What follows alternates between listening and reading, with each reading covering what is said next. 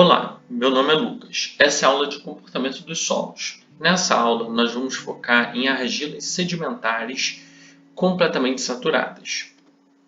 Então, a gente viu na aula passada que, em condição drenada, um solo, quando cisalhado, pode comprimir, pode reduzir de volume ou pode expandir, dilatar, aumentar de volume. Porém, em condição não drenada, o solo, quando cisalhado, pode gerar excesso de poro-pressão positivo ou negativo. Então, em areias, como elas são muito permeáveis, o que acontece? Quando a gente submete a um carregamento, o excesso de poro-pressão é dissipado muito rápido. Ou seja, a variação do estado de tensões efetivas é igual à variação do estado de tensões total. Porém, em argilas, a diferença acontece devido à baixa permeabilidade, ou seja, o excesso de poro-pressão demora a se dissipar para a maioria dos carregamentos. Então, em argilas, ou seja, os solos finos, eles podem ser divididos em dois comportamentos: drenado, que é a longo prazo, ou não drenado, que é a curto prazo. A análise não drenada é aquela que ocorre imediatamente após o carregamento, quando nenhum excesso de poro-pressão foi dissipado, ou melhor, quando nenhuma variação de volume ocorreu na massa de solo, por causa da segunda parte dos princípios das tensões efetivas, quando todos os efeitos mensuráveis, como por exemplo a variação de volume, acontece devido à variação dos estados de tensões efetivas. Como não ocorreu nenhuma variação do estado de tensões efetivas, porque nenhum excesso de poro-pressão foi dissipado, então nenhuma variação de volume pode ter ocorrido, porque ela é mensurável. E a análise drenada é aquela que ocorre durante a dissipação dos excessos de poro-pressão, ou melhor, durante o processo de transferência de carga entre a água e o arcabouço sólido. Então, qual que é a diferença primordial entre argilas e areias sobre o carregamento edométrico? Está na ordem de grandeza em qual ocorre a curva, essa parte curvilínea do carregamento edométrico, onde para areias acontece na ordem de 4.000, 5.000, 6.000, 7.000 e em argilas, essa argila, por exemplo, ela é uma argila muito rígida, então é uma argila que tem uma resistência muito grande, acontece na ordem de 200. Lembrando que o eixo X está em escala logarítmica. Então, o índice de vazio de uma areia depende das condições da deposição. Os carregamentos não conduzem a grandes tensões efetivas nos estados hidrométricos ou hidrostáticos. Eles não vão produzir significativas deformações volumétricas. Uma areia fofa permanece fofa se submetida a uma elevada carga, porque a variação do índice de vazios é pequena mesmo com grandes sobrecargas. Então, por exemplo, a areia do Rio Sacramento precisou de 4.000 kPa para reduzir o volume de 0,87 para 0,8. Considerando que o peso específico de um aterro seja de 20.000 kN por metro cúbico, qual seria a camada para chegar nesses 4.000 kPa? Seria de mais ou menos 200 metros. Então, para a gente conseguir reduzir um índice de vazios de uma areia de 0,87 para 0,80, considerando um peso específico de 20 kN por metro cúbico, vai ser necessário um aterro de 200 metros, ou seja, essa redução de índice de vazios ela é impraticável. Porém, em Sarapuí, por exemplo, o índice de vazios na superfície é de 4,3. Sarapuí é uma região que possui uma argila mole com baixíssima resistência e alta deformabilidade. E a 10 metros de profundidade, o índice de vazios vale 3. Ou seja, 10 metros de argila já conseguiu fazer uma redução de índice de vazios de 1,3. Então, essa é uma diferença abissal entre argilas e areias. Então, como que a gente pode estudar a resistência de uma argila ideal, ou seja, sedimentar e saturada, de forma adensada e drenada? Existe um comportamento típico. A resistência de uma argila depende do índice de vazios, que é a função da tensão efetiva que ocorre e da história de tensões, e também da estrutura da argila. O comportamento de uma argila em um ensaio triaxial depende da situação relativa da tensão confinante e da tensão de sobredensamento. Então, por exemplo, eu posso adensar a minha argila a várias unidades de tensões. Então, por exemplo, eu tenho uma argila de OCR igual a 1, ou seja, a maior tensão que o solo já sofreu é a tensão atual. A argila pode ser considerada normalmente adensada. De 1 a 4, a argila levemente sobredensada. E OCR maior do que 4, argila sobredensada. Nesse caso, notem que o ponto de unidade de tensão 0,5 e 2 eles estão no trecho sobredensado.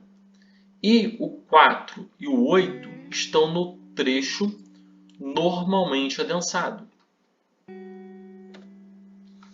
Então, para as argilas normalmente adensadas, no nosso caso 4 e o 8, o comportamento tensão-deformação não apresenta pico.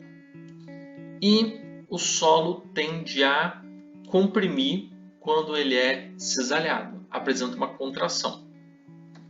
Já argilas sobreadensadas, seja levemente ou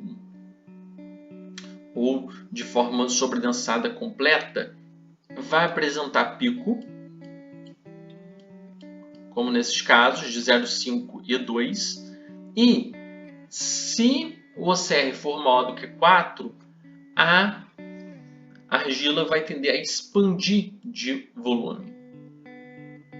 Então, a gente tem uma analogia ao comportamento das areias de forma drenada, onde nas areias o que comanda é o índice de vazios e a tensão confinante, e nas argilas é a tensão confinante e a história de tensões.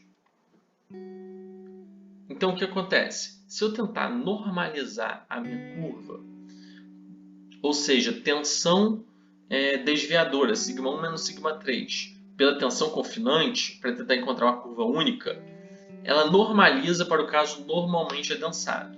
Porém, para o caso sobreadensado, eu não encontro uma curva única. E a envoltória de ruptura para o caso de argilas normalmente adensadas? Eles possuem um ângulo de atrito, certo? Que para as argilas brasileiras pode ser considerado aproximadamente 25 graus, porém existem argilas brasileiras que possuem 7 graus, 10 graus, 15 graus, mas podemos assumir que, por exemplo, uma argila mole, orgânica ali, tem um ângulo de atrito na ordem de 25 graus, 20, algo nessa ordem de grandeza.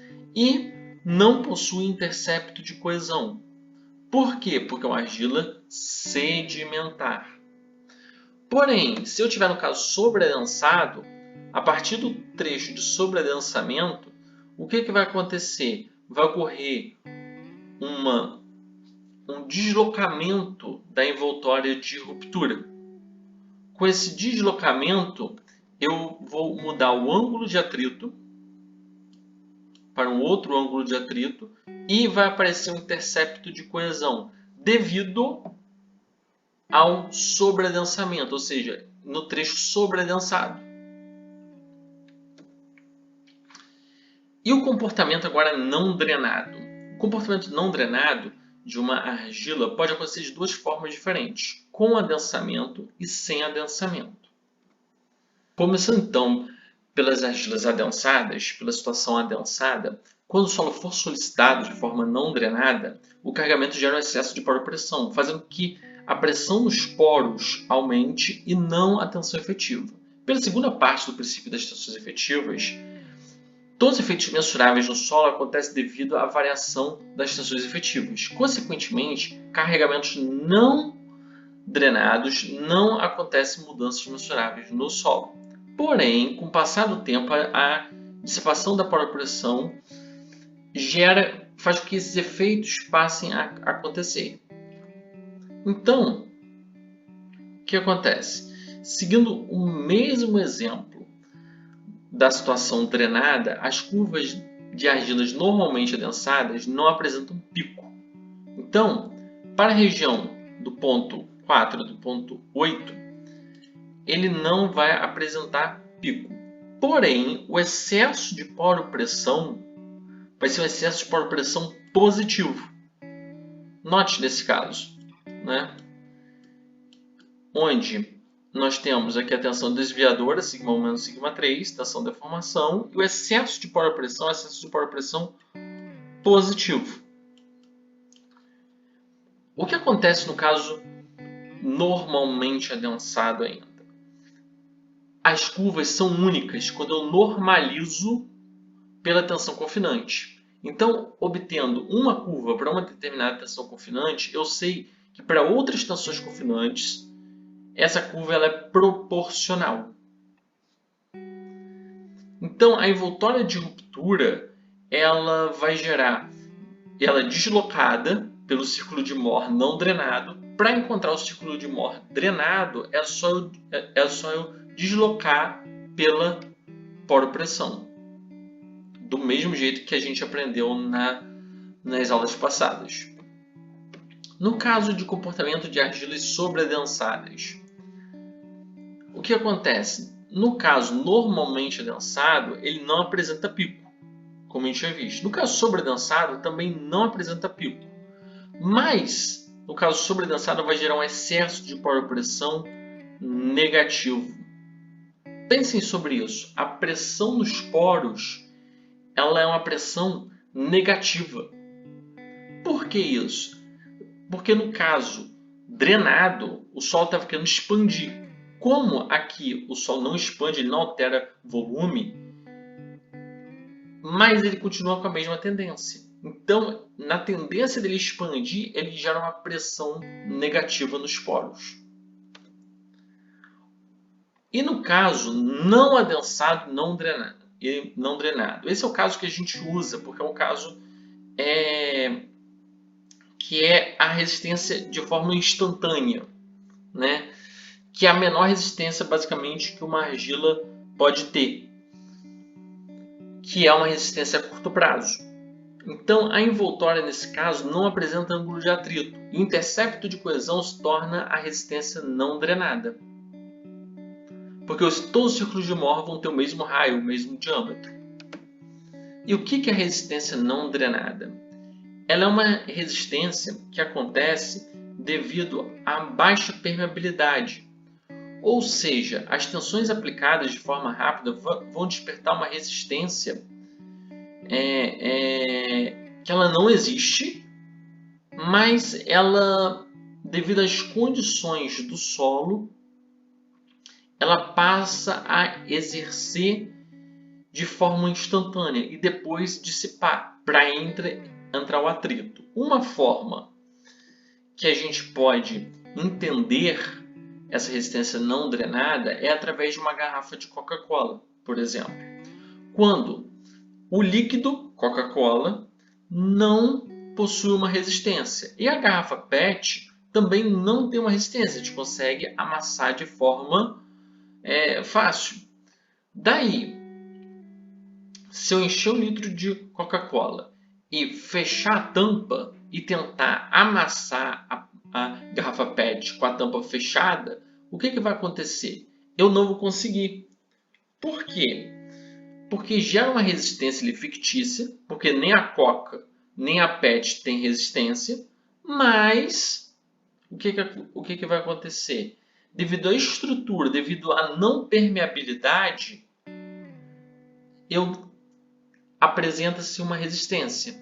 Se eu abrir a garrafa PET, ou seja, se eu botar uma permeabilidade, ou seja, para a pressão se dissipar, ou seja, por excesso de poropressão se dissipar, essa resistência devido a essa pressão deixa de existir e eu chego na pressão da própria garrafa PET. No caso do solo, a resistência do solo vai ser maior do que a resistência não drenada. Então a gente sempre entra no critério a favor da segurança. Daí, o que altera então a resistência não drenada? Ela altera devido à umidade, à velocidade de solicitação, ao estado de tensões, à história de tensões e diversos outros fatores.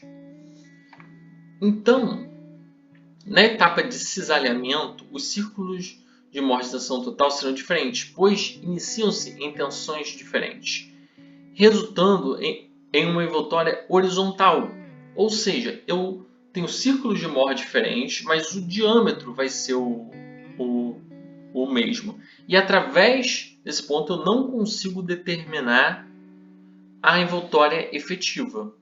E existe uma equação para isso, onde a resistência não drenada se correlaciona com o ângulo de atrito e a coesão. Porém, note que eu tenho duas variáveis do lado drenado e uma variável do lado não drenado. Então, eu consigo, através do drenado, chegar no não drenado. Mas, do não drenado chegar ao drenado, que é o que a gente não consegue fazer matematicamente. Porém, notem que nessa equação surge um termo AF. Esse termo AF nós vamos estudar na próxima aula, mas ele é basicamente um critério de poropressão. Então, a gente chega ao fim dessa aula.